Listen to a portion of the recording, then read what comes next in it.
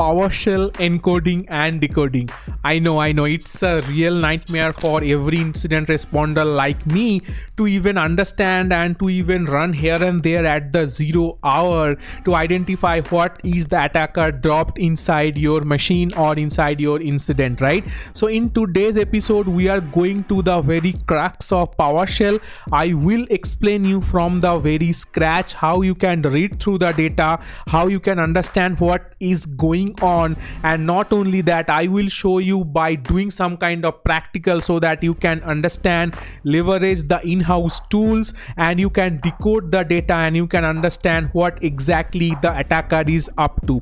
And believe me, it is a super fun exercise. We will go through 3 sample steps, sample coding, and we will try to decode them using in-house tool. We are not going to rely on any outsiders, right? And at the end of the episode, if you can stick around, you will get these free tools absolutely free. So they are not created by me, but they are created by the community, so you can get the tools as well. Okay, so yeah, what are you waiting for? Get your cup of coffee, tea, beer, fruit juice, whatever you want, and let's dive in. Okay, so the first thing first, why attackers use PowerShell. So we need to understand the basic reason behind which attacker tend to use the PowerShell scripts and commands in repeated time, right? So the first thing is that the leaving of the land. So what do we even mean by leaving of the land? So the name at least says something, so right? So attacker is not coming up with something, or they are not deploying something onto your disk, onto your machine. So they are basically leveraging what is already present in your machine. So by doing that, so it is something like they are not coming up with their some own data, there are some own methodologies on tactics and stuff like that. So by doing which, they are basically trying to leave off the land. So that means you can consider that your machine is your land and they are trying to leave off the land. So whatever is present into your land, they are trying to survive with that. And PowerShell is such a tool that you don't need anything else, right? So you can very well come up with your own tool or something, like you can even do stuff like that. And even that means it becomes like fileless. Okay, so once you are done with this leaving of the land capability, you can go for the fileless mechanism. So what does that even mean? So fileless means whatever the deliverable or whatever the things that they are trying to manipulate on, that doesn't have any file. So that is not something getting written on the disk. You cannot identify using your antivirus solution. So that is another point to evade your antivirus detection. So if something is not getting loaded, if the attacker is not coming up with some other data, how can an antivirus solution catch that, right? So that's the very important thing to use PowerShell. And the main feature, when you are using PowerShell, you get your full access on your WMI and .NET framework. So you, as I told you, you can write your simple PowerShell codes that we will be seeing in a sec. And the main feature is that you get your full access on WMI scripts and even your .NET framework, your Java runtime environment, which is already present into your machine. So you don't need to bother about crafting some malware and stuff like that. So you simply leave off the land, use whatever the data is already present into your machine, use the fileless technique, evade the detection, and you use that particular PowerShell mechanism to craft your data or craft your payload using WMI and .NET framework, right? So that's a killer instinct, guys. And the next and the final step is lack of logging. Now, whatever the incident response that I have part of, I have seen there are a slew amount of differentiation between how people actually do logging on PowerShell. And believe me guys, in most of the cases there is absolutely no logging present while PowerShell is doing stuff. So you are not logging the PowerShell commands, PowerShell scripts, data and stuff like that. So that's a major problem. So whatever you are doing in the PowerShell, no one can catch it because you are not even logging that and you are not even logging. So that means, okay, so that means we are fine. fine, but that's a scary shit, right? Okay, so moving on. So what next? So this is one method that I want to show you for this demo purpose. Now just see and just have a look at this thing, guys. So how easy is that? So as I told you, right, so living off the land, so I am using this SC methodology. So that means start service. Okay, the start create process, SC start. So this is a already like present thing in your Windows machine. It is, you can say that it is a poor man PS exec process, right? So but if you want to use PS exec, you need to bring that PS exec service into your machine. But using SC service creation template, you don't need to like bring anything to the table, right? So SC is present by default on the machine. So you are simply calling that service as like SC create, and I am creating a malware drive. Okay, so what exactly happens here? So in the space of this malware drive, we will see the real life example in a second, but this malware drive will be some random strings. Okay, so that the attacker will try to incorporate into your machine. And what they will try, so they will try to put that particular thing into your ComSpec location. So that, what does that mean? So they will try to invoke that particular service creation using PowerShell, and they do not want to run a PowerShell as like a PowerShell daemon process. So they would like to launch it as a command prompt. So that's the reason they are using this ComSpec specification. Okay, so we will go deep dive on each and every specification of PowerShell, because that is very important to understand how you can decode PowerShell, how you can understand what is being wrong and what is being done on PowerShell, right? Okay, so we will come to that -c \q and stuff like that. And this is also an abbreviation, so I am skipping it. Next slide we will talk about that. And we are simply creating a new object over here, as you see. So we will come all this abbreviation in a second. So now just pay concentration on this point. So they are trying to establish a communication to this particular URL. They are creating an upload stream, and they are using ComSpec as like command prompt, and they are kicking off like PowerShell process. Okay, so that is very much easy. So you see, and what is getting created here?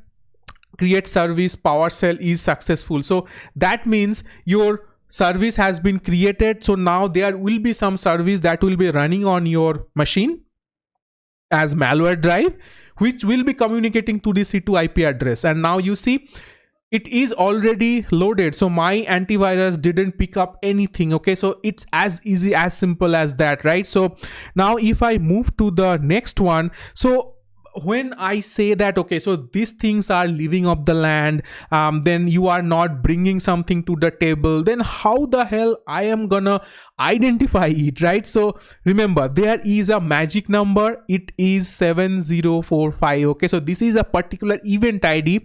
So whenever any service gets created, remember this thing, that process or that service creation is also get logged as 7045. Okay, so that's very important to understand. Now let's see a real life example that I was about to show you guys, right? So as I told you, right, so service name, so if you see here, the service name is a random string over here. So whatever we have seen in the previous one, so that was like the malware drive, that was a common name that I used for the abbreviation. But you see here, the service name is a gibberish stuff. That's the exact thing you will be seeing in every kind of this kind of 7045 event that is coming up onto your machine. Now if you see here, so obviously you will see this particular thing is 7045. So doesn't matter when it's logged, but if you see here, this is the exact pattern. Okay, right? So the service file name, they are using ComSpec, like they are telling command interpreter to launch the PowerShell, and they are using minimal PowerShell. So we will come up to what is that mean as a minimal. So NOP they are using, and they are using hidden string, and they are using encoded command. So all these portions, these all sections are your encoded strings, right? So this is the exact pattern. And if you already know some kind of encoding decoding, so this particular thing is a base 64, guys, right? So now it is an easy payload. I'm not saying that all of your payload will be base 64. There will be thousands other types of payload will be also you will be seeing. So we will come that in a second when I will show you how you can decode, and I will give you the custom script that created by community, right? So this is an example, guys. So I am just showing you how you can detect it. Now let's consider that you have a SIM solution at your hand. You are logging the event. So forget about the 0.5. So I am not talking about PowerShell logging. So I am talking about Windows security event, right? So obviously you will be logging Windows security event. So you need to concentrate on 7045 event ID. That means service is getting created. Now, if you see something, this kind of service is getting created and where PowerShell is being called upon, it's spooky, right? Okay, moving on. Okay, so here comes the real part where I just want to break down each and every abbreviation of a PowerShell stuff, right? So now if you are already seeing the top command, which is an example. So what I am exactly doing. So I have opened up a Windows prompt as a system administrator, and I am calling up PowerShell.exe, and I am calling it as an NOP. So let's bifurcate by one. Okay, so PowerShell.exe, what exactly do I mean that? So I am just calling PowerShell.exe through command prompt, nothing fancy. So what does NOP mean? So NOP or no profile, you can see any of it, right? So NOP means, so by default in PowerShell, you will see there are a lot of profiles available. So restricted profile, then you will see that script only profile, then run only profile, and there are a lot of profiles are available, like full restriction, you cannot write any of the custom script, any of the remote shell stuff like that. But here what exactly the attacker will do, they will use this simple keychain NOP. So that means PowerShell will start without loading any of the PS profile that is present on your device, right? So that is again a process of defending, or something like if you have a defense mechanism to restrict PowerShell operations, no one cares about that. So I can bypass that. Now, next thing is that, so W hidden, right? So you can write an Windows style as well. So W you can write, or you can write mention something like that. So what exactly that means? So just as think something like that, you might have seen this thing also in your real life. When someone is running some command, one screen flashes in front of your screen and that goes back, right? So what I don't want maybe any such kind of screen flashing, so that the user won't understand something is running on behind their backend. So what I am doing, so W hidden, and I can write like normal, minimal, max, or hidden. So most of the cases you will see this hidden pattern. So that exactly the thing you are seeing in this top corner over here also.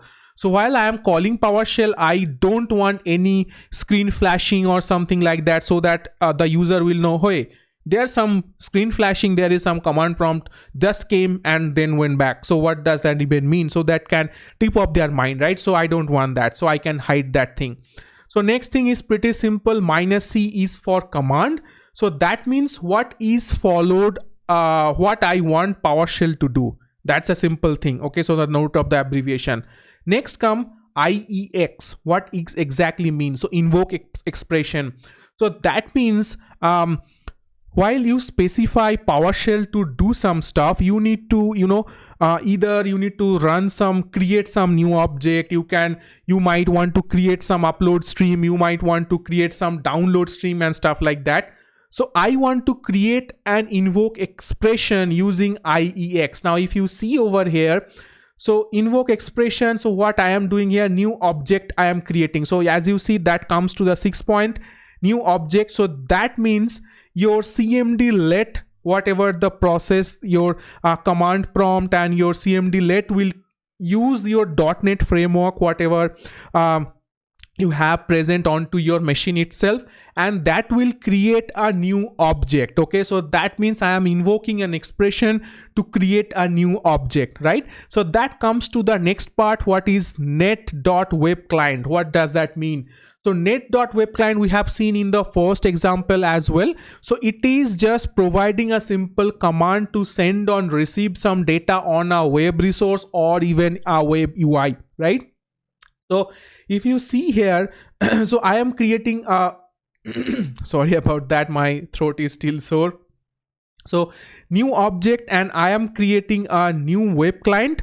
So that means I want to create a download string and I want to go to this particular location, https malware.com. Now you can mention anything. You can mention like something like your C2 IP address, your domain name, whichever you want to host as a C2, right? So I want to create a download stream only to this IP address or only to this domain. So that's all. And the last thing is very important, -e option. Okay, so that means, so this particular code over here, what we are seeing as an example, doesn't have any -e. But if you just recall the previous example that we have shown, the 7045 event, there was a base 64 encoded string, a huge string, right?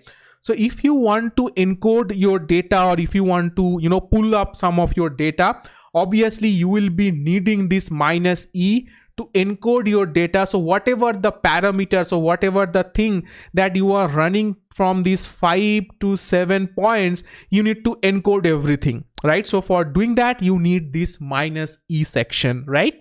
Okay, so the last example that I want to show you before even going to the actual practical session of doing the decoding, and I will show you some samples of decode, how to understand and how to read through PowerShell.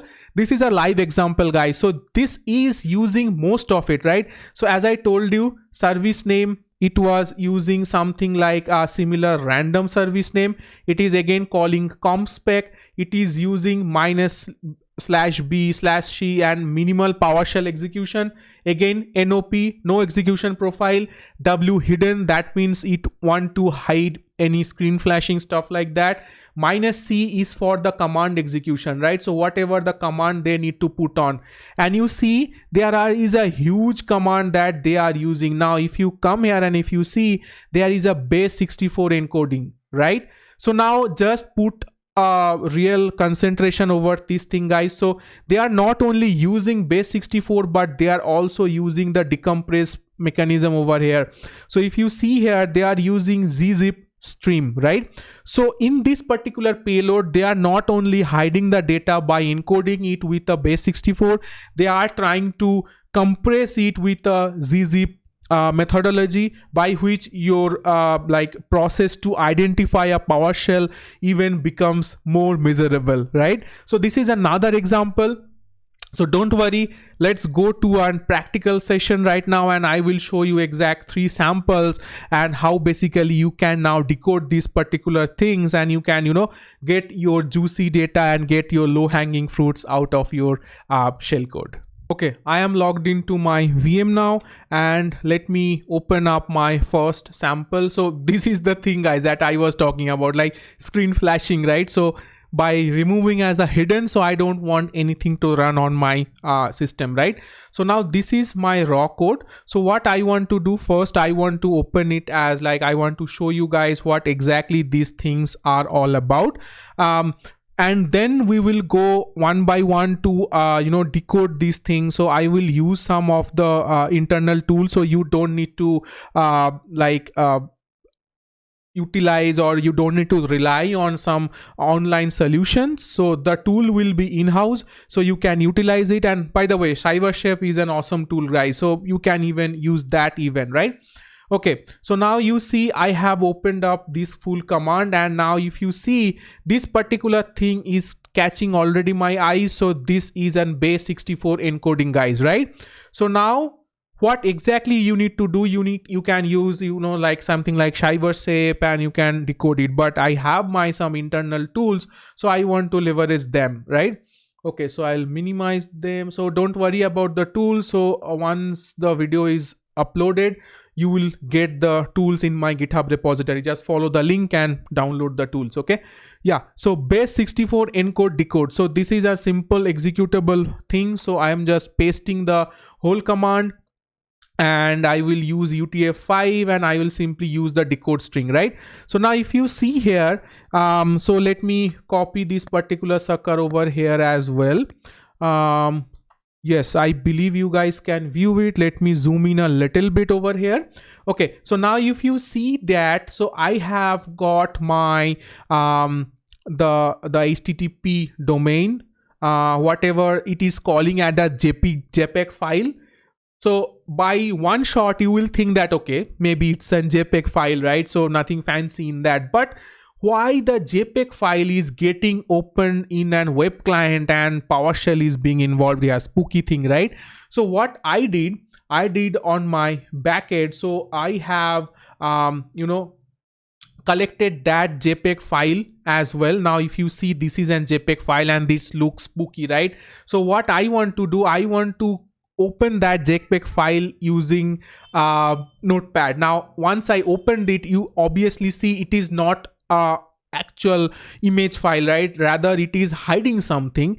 It is hiding itself in a huge binary code, right? So God knows what is inside this particular code, right? But we want to decode it, right? And we want to see what is exactly inside that. So first we started from an base 64 encoded. We have identified one PowerShell thing where a JPEG image was called upon, which is having this huge binary code. Okay, so now what exactly we can do over here? So I am going to use ShiverShape and I want to show you guys how easy you can identify this sucker over here, right?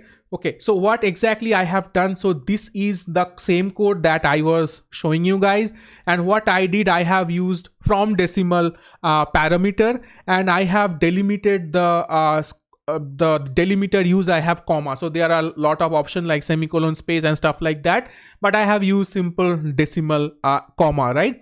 So now if you see, so you will be amazed guys, and I hope by now you know what exactly this thing means. So you see there is an MZ header. Isn't it interesting? So that means this is an executable file, guys. So inside JPEG file, they are hiding one executable file, right? So what I have also done, so I have, so there are options to save the output to a file. So in top of my, while I was actually, doing this analysis for you guys, I have saved this particular sucker over in my machine and I have use the hash and I have submitted the hash in VirusTotal. And now you see this is a ransomware. This is a Samsung ransomware, or what someone might be called as Samas ransomware or cryptogen or stuff like that. And you see there are huge hits. Okay, so we have identified someone actually tried to trick or create a PowerShell script. They have hidden one executable process, binary process, which is a ransomware inside one JPEG file. It's not a JPEG, it's a abbreviation of JPEG. So you know how this thing has done. Okay, move on. So let's see the second one right now. Okay, so this is my second code, and as usual I am just try to open it in in my notepad. And now you see this is something interesting, guys. So what exactly is happening over here? So you see there is something like a character encoding over here. So you will see that there are some character abbreviation, so some binary convention, and at the end also what exactly is being done. So someone is trying to XOR it with 1D. So this is an hex formula and they are trying to XOR it. So doing XOR is like very common for hiding malware stuff, and doing some similar kind of thing in malware, right? So you can understand by doing that. Now what we exactly need to do first, we need to convert this character to hex format so that we can do the XOR with 1D, because that's an hex. So what I need to do, I will simply copy this whole thing till this portion. Okay, so I will copy that and I will go to my tool bag, and here I have one character code converter. So again you will get all of those stuff, so don't worry about these things. So what exactly I need, so there is a converter or convention over here. If you see, there are commas over here, right, and there are spaces automatically. So space I don't need to remove, but I need to specify what is the delimiter between one and second character, right? So I will be using comma as a delimiter, and I will hit convert. Now if you see, I have it converted, right? So let me copy this particular thing and let me paste it in notepad so that you guys can see it as well. Yes. now you see, there are already spooky things, right? So this is looks like a total gibberish kind of stuff, but there will be something interesting going on over here. So if I quickly go back to this particular area, so there you will be seeing there will be some hex parameters also coming up, right? So can you tell me where is the hex parameter here? No, I was just kidding. There is no hex. But why we are not able to understand anything? Because the encoding is not like the decoding is still not done fully, right? If you remember, there was a XOR function, right? If you go back to the raw code, you will see that there are a XOR function with 1D, right? So we need to XOR this output with 1D so that we can understand what the hell is going on, right? So what I will do, again, I will copy this particular sucker from here, and I will go to my tool bag, and I will use my XOR function. So you can use CyberShare for doing that, but I will be using it as a XOR, right? So it is a string input. Obviously it is no hex, so there is no hex. I was just kidding. And there will be a hex key, right? So the key was hex, right? If you remember, it was 1D exactly, right? So I will mention it as 1D, and what I want is as string output. So I don't need hex output and stuff like that. I need a simple string output, right? So I want to XOR it. Now if you see, there are something readable format is coming up, guys, right? And yeah, so I have pasted that same thing over here as well. Okay, so now if you see that there are abbreviations, so these are all the stuffs coming from hex, right? So if you see, this is a hex pattern again, right? So as you see here, there is a base 64 hex encoding as well. So what we need to do now, if you see that there is also compression mechanism is getting used over here, right? So someone is using zzip compression, and they are using this IO stream to create an open object, right? So if we want to simply convert this thing to a simple base 64 to a normal encoding, so that doesn't work because it has been compressed, right? So first we need to remove that compression, and then we need to decode the data to identify what is going on, right? So what I want to do, I will simply copy this thing, and there is another tool in my tool bag called zzip compress. Okay, so I'll paste that thing, and I'll simply paste that decode function, right? So now you see there are strings are getting populated over here. Okay, so I will copy this particular thing again from my machine, and I will create a new file, and now you see there are now again another base 64. Okay, so you see my antivirus has been tipped off, right? So I believe you are not able to see it. Okay, so let me move my camera, and yeah, you see there is a threat found. So what exactly this threat is telling me? So obviously there is something going wrong, right? So this is a meterpreter, so I know by the name of it, and since I am pasting the in a notepad, so and notepad plus create a temporary file into your disk, right? So that is the reason my antivirus is tipping off, guys. Okay, so what I will do now, so I will convert this particular thing. Okay, so let me copy this, whatever the data till I have is as base 64, and I will convert this from now base 64 to a normal string format. Okay, so I have pasted the data over here what I was getting. Now if I simply use as like UTF-8 and I try to decode, you see it is a gibberish format, right? So because there are some abbreviations, so you might need to want like hex stream enabled to identify whether you can decode it, because this particular data was in hex stream, right? So if you remember, we were first identified because it was XORed with a hex parameter, right? And if you are XORing some data with a particular notion, so obviously the data becomes that format itself, right? So we need to enable this hex stream and to get that particular data. Now we have got almost whatever the data we need, but there is one small trick also there. Can anyone tell me what is the trick? So let me go back to the actual code. Okay, so now if you see, this is a from base 64 string, fair enough. Now if you scroll back a little, there is a for loop, guys, right? So if you see, so there are for loops and they are again XORing the data with 35.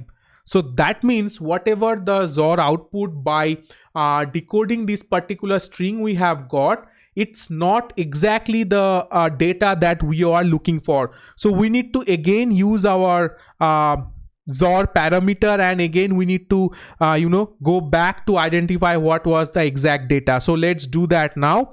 So what I want to open over here, so I want to open my tool bag and I want to open my XOR data over here, so XOR converter. So I will paste the data whatever I got, so not this one. So I have already converted the data, right? So I will copy the data from my base 64 encoding. I will copy this thing. Now remember, this is not a string input, guys, so this is a hex input, right? So we have converted from hex and we enabled the hex stream in the base 64 encoding, right?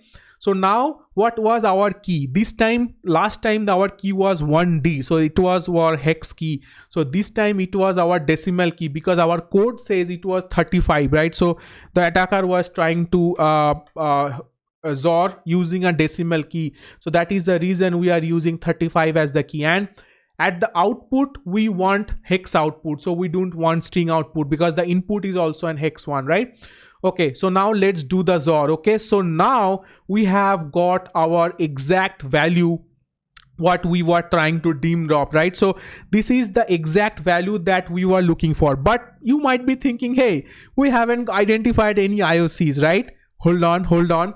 One simple step is required. So I will now copy this data and I will open up a hex editor and let's see the magic. Okay, so I am in my forensic workstation and I have copied the full data out of it and I have opened my hex editor as well. Okay, so what I'm gonna do, I'm simply gonna paste the hex data over here, right? So now if you see the right hand section, you will see that we have already got our IOC, right? So this is the C2 IP address 100.net, and if you come here to this upper section, you are seeing the user agent data as well over here, right? So that means whatever the C2 domain is present, it is running some kind of web service, and if it is like, it could be possible that it can access your data through some kind of this web service and web user agent as well, right?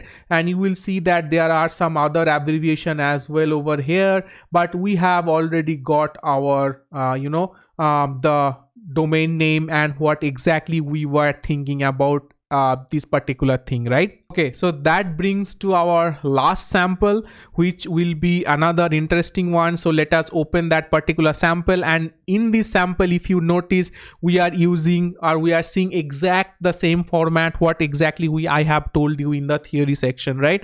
So comp spec was getting used, it is getting started, the minimal version of PowerShell, NOP, then hidden and stuff like that. Okay, so now you will see that this particular thing is probably again a base 64. There is nothing else inside that. Okay, so let us do the simple trick right now, and let us convert this particular sucker from the base64 data. Okay, so I will go to UTF-5, I will go to the decode section. Okay, so this is not getting decoded.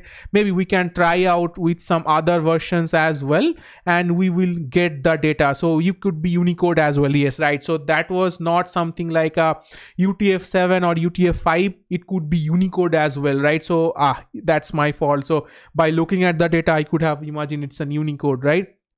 Okay, now if you see this particular thing over here, so this is looking something else, right? So this is not looking a normal data. So it is again using zzip compress, and it is again using the base64 compression technique. Okay, so again after that it is using the decompression technique and doing the data. So it is obviously the same pattern what we have done the example 2 as of now, right? So we will follow the same pattern. So what we are gonna do over here, so we are gonna copy this particular whole thing and we will paste in our zzip compress, and let us see what exactly the data is all about, right? Okay, so I have pasted the data in my compressor and I will do the decompress. Awesome. So I have now got at least the functions, and I have got the function looking parameter. Okay, so now here also again if you see here, my antivirus again tipped off, right? So that means it is also some kind of virus stuff and going on. So I am telling you guys, so it will be another process of meterpreter and stuff like that, right? So you see there is another base64 over here. So what I want to do, I want to simply convert it, but let us make sure that there is no XOR function and stuff like that. I am not seeing anything as XOR. So let us do one thing, let us go to my tool bag and let us again convert this particular thing into our normal decoding, right? So but this looks to be okay, so this is looks to be a hex code. So I will go to UTF-5 and I'll try to decode. Okay, awesome. So I have got my data, right? So it is exact same thing, exact same pattern what exactly we were doing in the Sample2, guys. So there is no XOR, nothing at all, right? So what we can do over here, we can simply go back to our hex editor and we can simply remove this particular sucker and we can paste it in our hex editor. But the interesting stuff is we are not getting any IOCs or anything like that.